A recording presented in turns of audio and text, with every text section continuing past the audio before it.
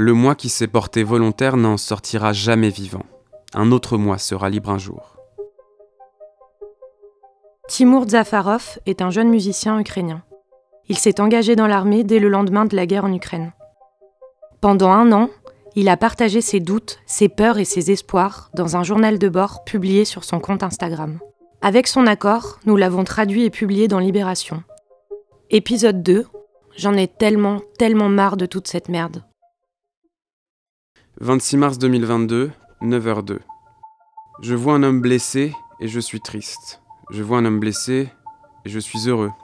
L'un a vécu ici et l'autre est venu ici pour le tuer.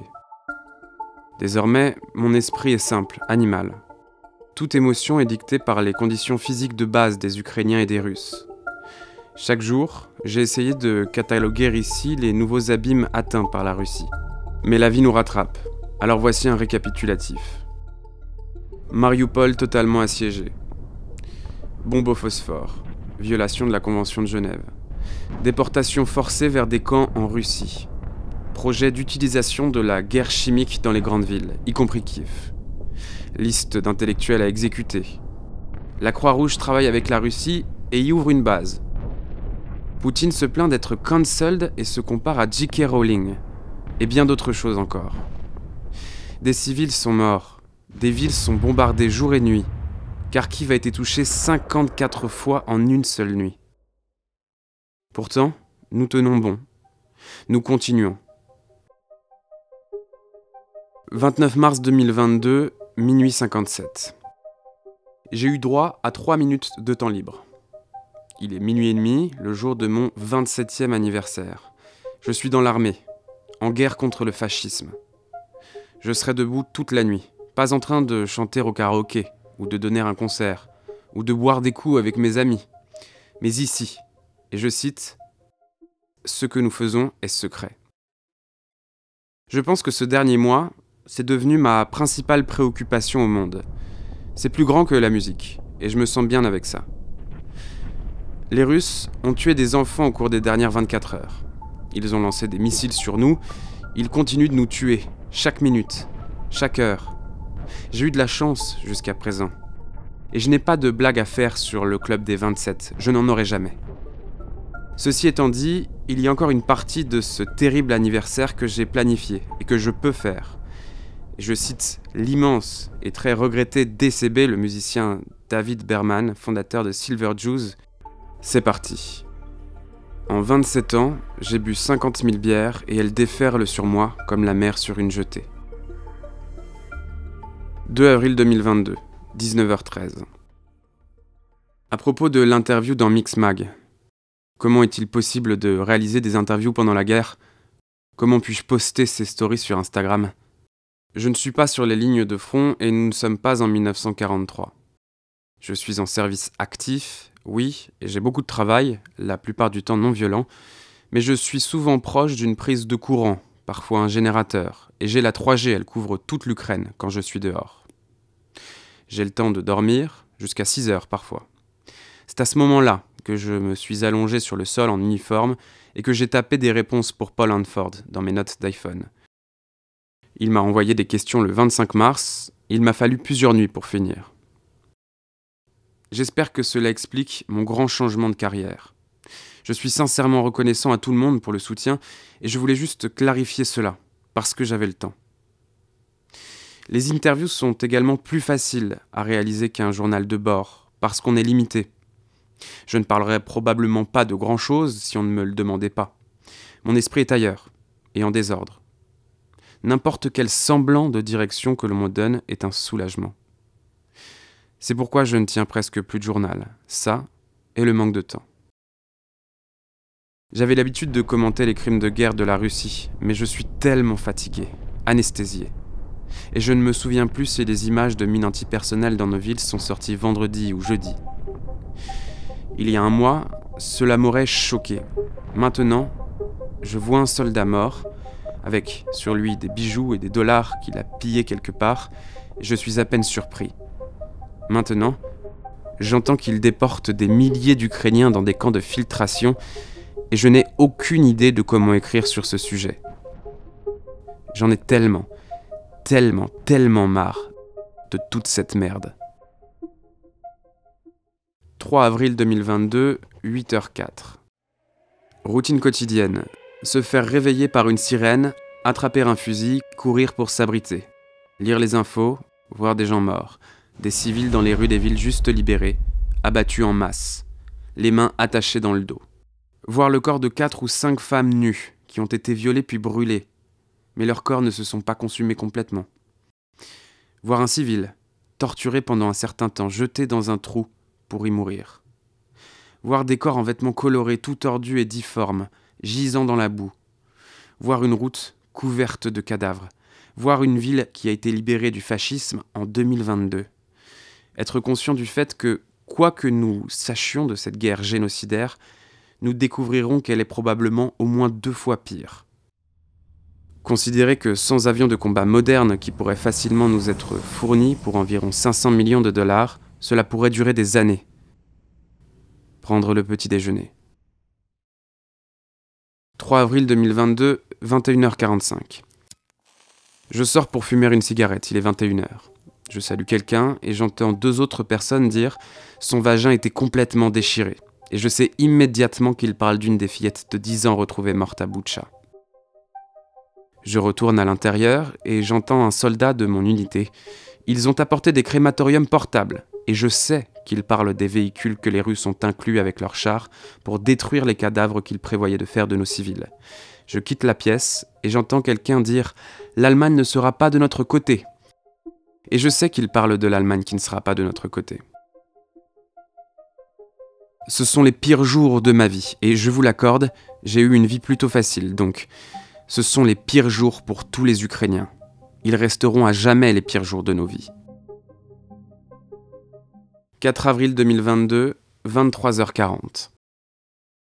Il m'est apparu aujourd'hui que la demi-svastika russe mal dessinée, le Z, a au moins une signification réelle, bien qu'involontaire. Pour cette guerre, la Russie n'avait pas de plan B. Ce génocide bâclé, cette lâcheté et ce chaos, c'est cela, l'ultime, l'unique plan. Pendant des siècles, l'Empire russe, l'URSS, la Fédération de Russie ont tous essayé d'effacer, de supprimer, de peindre sur l'Ukraine notre culture, notre État. La langue ukrainienne était illégale.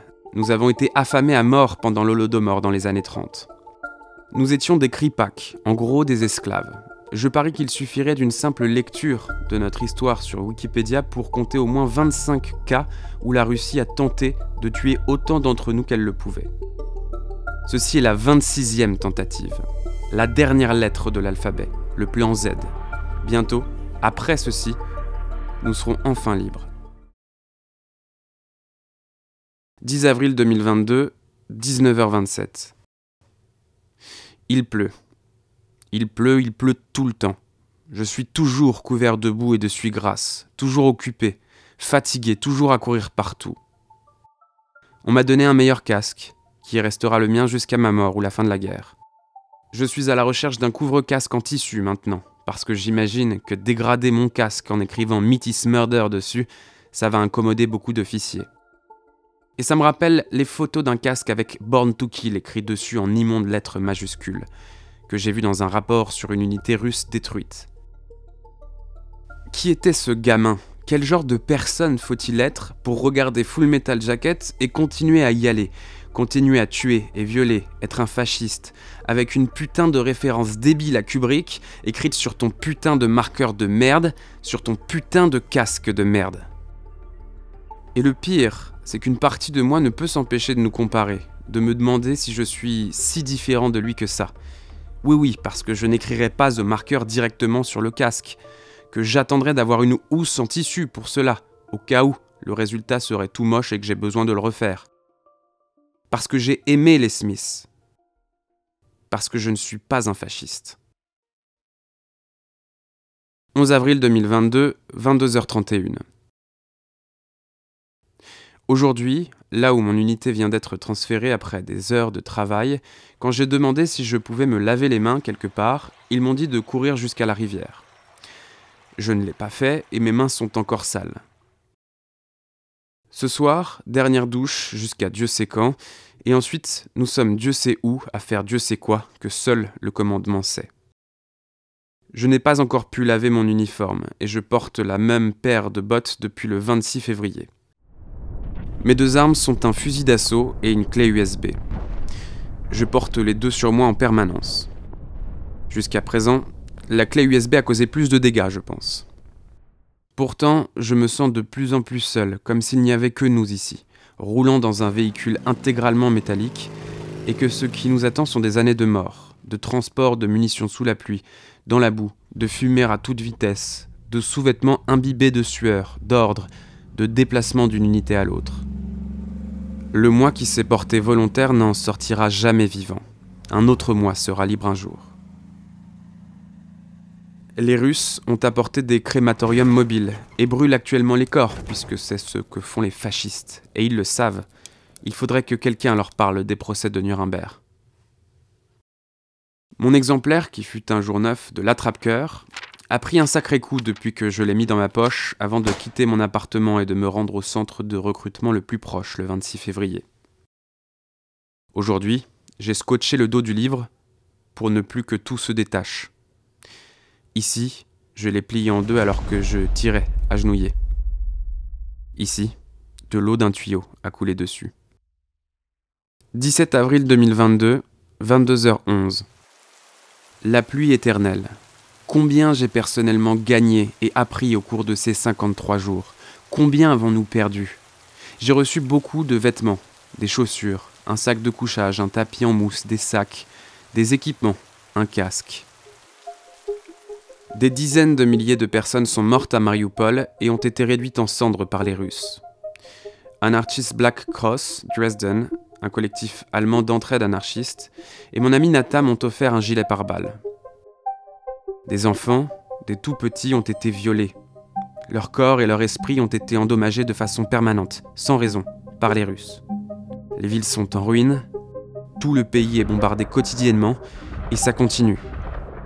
L'Ukraine a désormais une quantité insondable de mines terrestres qui continueront à nous tuer pendant des décennies. Nous avons été traumatisés, pour toujours, et Dieu sait quand cela se terminera.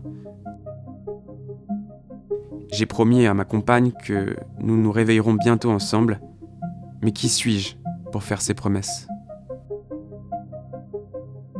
Rendez-vous la semaine prochaine pour l'épisode 3. Vous pouvez d'ores et déjà retrouver l'intégralité du récit sur le site de Libération. Et si cette vidéo vous a plu, abonnez-vous pour découvrir tous nos autres contenus.